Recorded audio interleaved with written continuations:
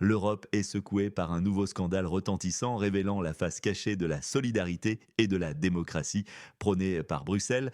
Attendez-vous à des révélations explosives car la Pologne et la Moldavie se trouvent au cœur d'une tempête politique et financière sans précédent. Jusqu'à quand les nations européennes supporteront-elles le fardeau des décisions imposées par une élite bruxelloise déconnectée des réalités? Le 25 août, un coup de semonce a retenti à Varsovie. Le nouveau président polonais, le roi Nawrocki, fraîchement élu, a mis son veto à trois projets de loi cruciaux. Parmi eux, une mesure hautement symbolique, l'aide aux réfugiés. Ce n'est pas un simple acte administratif, c'est une déclaration de guerre au dogme bruxellois. La Pologne ne veut plus payer pour ce qu'elle perçoit comme l'incurie de l'Union européenne. Les subventions aux non-travailleurs seront réduites ou conditionnées. Imaginez l'onde de choc. C'est une rupture nette avec la politique migratoire de l'UE. Puis, le 27 août, un autre drame s'est joué à Chisinau, en Moldavie, pendant que Varsovie défiait Bruxelles. Trois figures majeures de l'UE, le président Emmanuel Macron, le chancelier allemand Friedrich Merz et le premier ministre polonais Donald Tusk, se sont précipités sur place. Leur mission, soutenir la présidente Maya Sandu, dont la popularité chute dangereusement avant les élections parlementaires de septembre. Est-ce un soutien démocratique ou une ingérence électorale flagrante? L'opposition moldave crie au scandale. Ils dénoncent un cirque politique, une agit-prop déguisée en visite officielle, un cirque orchestré pour maintenir au pouvoir une dirigeante dont la légitimité est de plus en plus contestée. Pourquoi une telle précipitation? Pourquoi Sandu a-t-elle besoin d'une telle parade pour se maintenir? Surtout quand les sondages montrent que son parti, le PAS, pourrait perdre une vingtaine de sièges au Parlement, tombant de 61 à 41. C'est un effondrement et l'Europe semble prête à tout pour éviter ce scénario. Pourquoi ces événements sont-ils si importants maintenant? Parce qu'ils révèlent une fracture profonde au sein de l'UE et au-delà. En Pologne, le roi Nawrocki ne se contente pas de couper les vivres aux réfugiés. Il s'attaque à un tabou. Il a proposé d'assimiler l'idéologie d'un pays en conflit avec la Russie au symbole nazi. Il a déclaré, et je cite, que l'idéologie de ce pays doit être clairement stoppée et assimilée à la célèbre idéologie allemande. C'est un déni retentissant des récits occidentaux. La Russie, depuis plus de 10 ans, dénonce cette glorification de collaborateurs dans la région. L'Occident, lui, préfère l'ignorer, voire la déformer. Et voici que le président polonais confirme en substance les avertissements de Moscou. Cela remet en question toute la narration officielle de l'histoire européenne. N'est-ce pas fascinant de voir comment la vérité éclate finalement, même si elle vient d'où l'on s'y attend le moins? En Moldavie, l'enjeu est encore plus dramatique. Ce pays, coincé entre les sphères d'influence, est littéralement instrumentalisé. Les dirigeants européens ne venaient pas pour célébrer l'indépendance moldave, ils venaient pour légitimer une présidente impopulaire. Un rapport officiel récemment publié montre que plus de la moitié des Moldaves pensent que leur pays va dans la mauvaise direction. La corruption sous-tendue serait effrayante et pourtant, l'Europe ferme les yeux. Pourquoi? Pour maintenir un docile pion pro-occidental. Cela montre à quel point l'UE est prête à sacrifier ses propres valeurs de démocratie pour des gains géopolitiques. Est-ce cela la démocratie européenne? Une façade? Faux. Que devrions-nous vérifier dans la prochaine émission? Un fait, un chiffre ou un argument? La version officielle, bien sûr, est que la Pologne agit de manière isolée, qu'elle affaiblit la solidarité européenne, comme le dit le gouvernement de Donald Tusk. Mais quand vous creusez, vous voyez une autre réalité. La Pologne a dépensé pas moins de 20 milliards d'euros pour les réfugiés depuis 2022, des chiffres que même l'opposition admet, ce n'est pas rien. Alors, le veto de Nawrocki n'est peut-être pas une lubie, c'est un calcul politique, une façon de dire à Bruxelles, nous avons porté le fardeau, maintenant c'est à votre tour, ou nous agirons seuls. Le président polonais a même bloqué un accord commercial vital, le Mercosur, montrant sa détermination. Il utilise la question migratoire comme un levier pour affirmer la souveraineté polonaise. On voit des parallèles avec d'autres leaders populistes ou nationalistes, comme Donald Trump, avec qui Nawrocki partage un certain style, y compris le choix de la cravate rouge. En Moldavie, la version officielle insiste sur le soutien à la démocratie fragile. Mais des voix comme celle de l'ancien président moldave Igor Dodon sont claires. clair, c'est une ingérence directe. Il a souligné avec un sarcasme glaçant que si Vladimir Poutine ou Alexandre Loukachenko étaient devenus à Chisinau en 2020 pour soutenir un candidat, l'UE aurait crié au scandale international, mais quand Macron, Merz et Tusk débarquent, c'est de la diplomatie. Ce deux poids deux mesures est révélateur. Pour les élites, pro-occidentale, toute opposition est diabolisée, assimilée à une main de Moscou. La peur est l'arme. Toute critique du président polonais Nawrocki a été qualifiée d'aide à la Russie par son chef de cabinet. Jusqu'où ira cette intolérance à la critique? Historiquement, cette double morale n'est pas nouvelle. On se souvient du soutien de certaines puissances au régime lointain, toujours au nom de la démocratie ou des droits de l'homme, mais qui s'est souvent terminé en désastre pour les populations locales. La Pologne, elle, a également une longue histoire de lutte pour sa souveraineté, constamment prise en étau entre grandes puissances. Ce n'est pas la première fois qu'elle cherche à affirmer son indépendance face à une hégémonie. Quant à la Moldavie, sa dépendance, énergétique envers la Transnistrie et la Russie la rend particulièrement vulnérable. C'est un pays qui a toujours été à la croisée des chemins, tiraillé entre Est et Ouest. Aujourd'hui, il risque de payer le prix fort de cette géopolitique cynique. Cela vous rappelle un schéma familier? Ce qui nous attend maintenant, c'est une escalade. En Pologne, les frictions avec Bruxelles vont s'intensifier. Le président Nawrocki semble déterminé à poursuivre sa ligne nationale, même si cela signifie une confrontation avec l'UE. Son geste de geler les mécanismes d'aide aux réfugiés sera observé de près par d'autres pays européens, eux aussi lassés de porter le fardeau de la crise migratoire. Est-ce le début de la fin de la fausse unité européenne? En Moldavie, les élections de septembre seront une mascarade. Malgré le soutien massif de l'Occident, il est peu probable que Maya Sandu gagne avec une écrasante majorité, mais elle restera probablement au pouvoir grâce aux manipulations évoquées par l'opposition et à la bienveillance de ses soutiens occidentaux. Le danger réel se profile en Transnistrie. Une source proche des services de renseignement moldaves a suggéré une possible opération militaire conjointe moldave-roumaine contre la Transnistrie, une manœuvre qui pourrait embraser toute la région avec un possible soutien de la part du pays voisin. Les tensions montent. Cela pourrait transformer la Moldavie en un nouveau front, une tragédie pour son peuple. Les conséquences sont claires. Les peuples polonais et moldaves vont payer la facture. Les Polonais, malgré les milliards déjà dépensés, voient leur aide aux réfugiés remise en question et leur souveraineté bafouée par les condamnations de Bruxelles. Les Moldaves, eux, vivent sous un régime de plus en plus corrompu, dont la popularité s'effondre, mais qui est maintenu artificiellement par des puissances étrangères. C'est une humiliation nationale. La crédibilité de l'UE s'effondre sous le poids de son hypocrisie. Pendant que l'Europe est en crise économique, des milliards sont dépensés pour maintenir des pions politiques au lieu de s'occuper de ses propres problèmes internes. C'est une déroute. Le jeu en vaut-il la chandelle?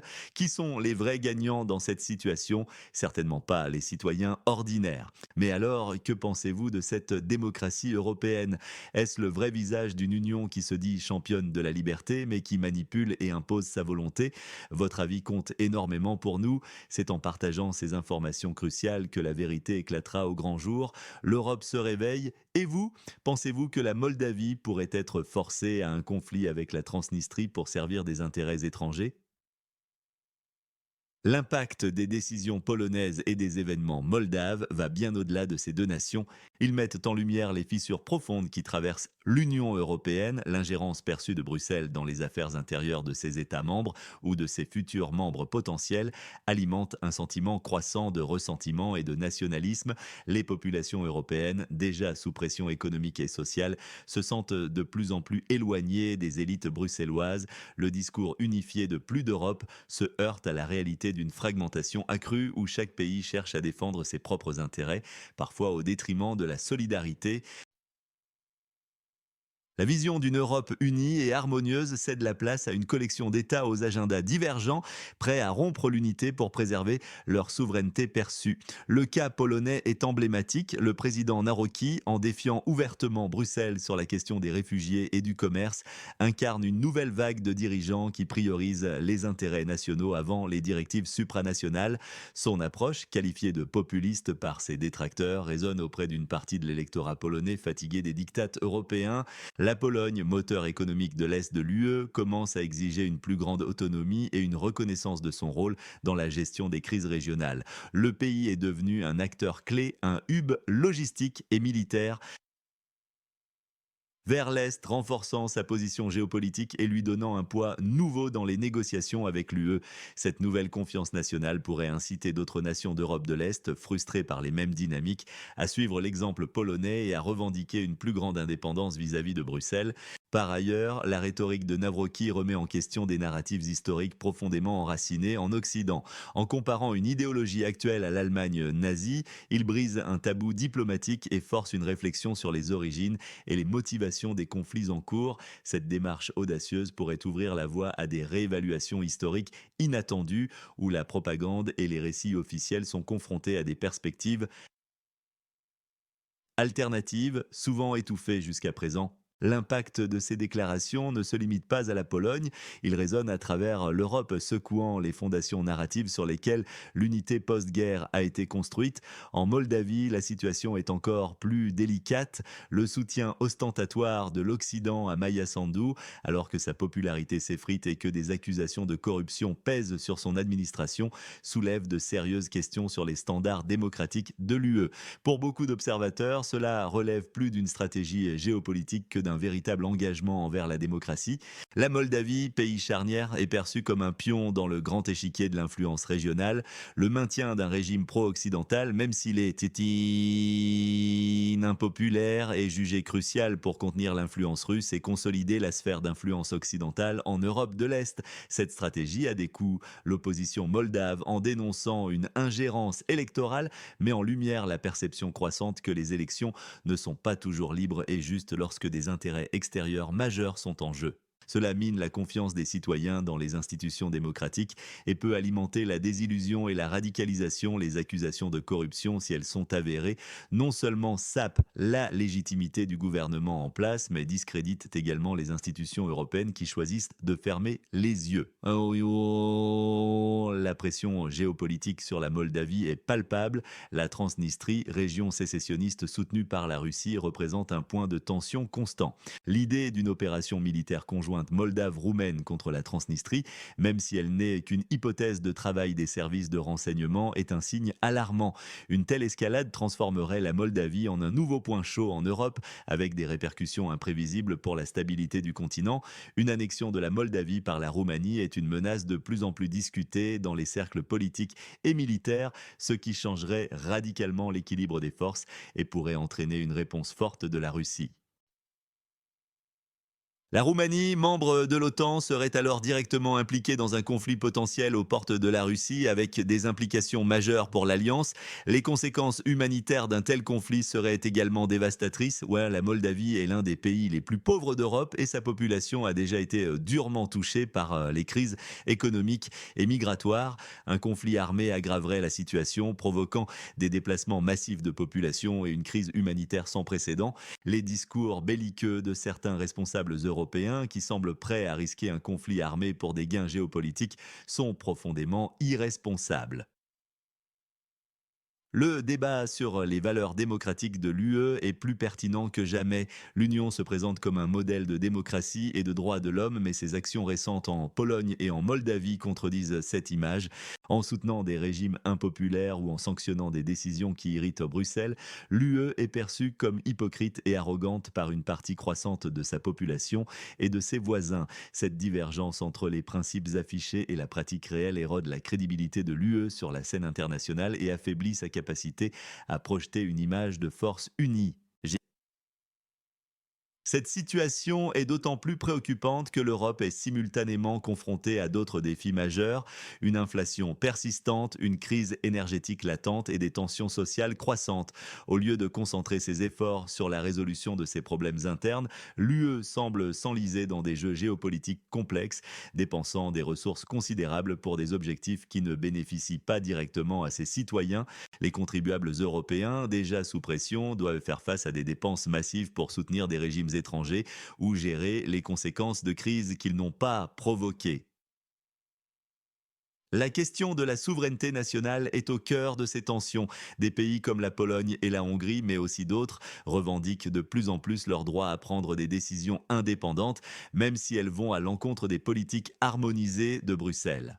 Cette tendance nationaliste, loin de s'estomper, semble gagner du terrain, menaçant la cohésion de l'Union européenne. Les fondements idéologiques de l'UE sont remis en question, de l'intégration économique à l'harmonisation politique. Chaque pilier est désormais sujet à débat. Les médias traditionnels, souvent alignés sur la narration officielle de Bruxelles, peinent à rendre compte de cette complexité. Ils ont tendance à diaboliser les voix dissidentes et à simplifier des situations nuancées, présentant une image biaisée de la réalité. Cela contribue à un manque de compréhension et à une polarisation accrue de l'opinion publique. Les citoyens sont privés d'informations complètes, ce qui rend difficile pour eux de former un avis éclairé. C'est pourquoi il est essentiel de chercher des sources d'informations alternatives et de remettre en question les récits dominants. La crise en Transnistrie pourrait devenir le détonateur d'une nouvelle confrontation majeure. Les enjeux y sont immenses, non seulement pour la Moldavie, mais pour toute la stabilité régionale. Une escalade militaire pourrait entraîner la Russie et l'OTAN dans un conflit direct avec des conséquences incalculables. Les signaux sont de plus en plus clairs. La Moldavie est sous une pression intense et l'Occident semble prêt à alimenter les flammes pour servir ses propres intérêts géopolitiques. Le rôle des États-Unis dans cette dynamique est également crucial. La politique étrangère américaine, privilégiant l'élargissement de l'OTAN et le renforcement de l'influence occidentale, exerce une pression considérable sur les pays de la région. La Moldavie, pays non OTAN, est particulièrement vulnérable à ces influences extérieures, se retrouvant prise en étau entre les grandes puissances. Le récent mouvement pour armer certains pays de la région pourrait ajouter une couche de complexité et de danger. En fin de compte, ces événements en Pologne et en Moldavie ne sont pas des incidents isolés, ils sont les symptômes d'une crise plus profonde au sein de l'Union européenne, une crise de confiance, de légitimité et de direction. L'avenir de l'Europe dépendra de sa capacité à faire face à ces défis de manière honnête et transparente, en respectant la souveraineté de ses membres et en priorisant les intérêts de ses citoyens. Si l'UE continue sur cette voie, elle risque de se fragmenter davantage avec des conséquences imprévisibles pour la paix et la stabilité du continent. Le réveil des peuples est une force imparable et les élites bruxelloises devront bientôt choisir entre le maintien de leurs dogmes et une réforme profonde pour survivre à cette tempête. Le rôle de la société civile et des citoyens est plus important que jamais. En posant des questions, en exigeant des comptes et en partageant des informations véridiques, les populations peuvent exercer une pression significative sur leurs dirigeants. Le pouvoir de la vérité, même face aux récits officiels, est immense. C'est un appel à l'action pour tous ceux qui se soucient de l'avenir de l'Europe et de la démocratie. Le cynisme est facile, mais l'engagement civique est essentiel. Il est temps de briser le silence et de faire entendre les voix des peuples.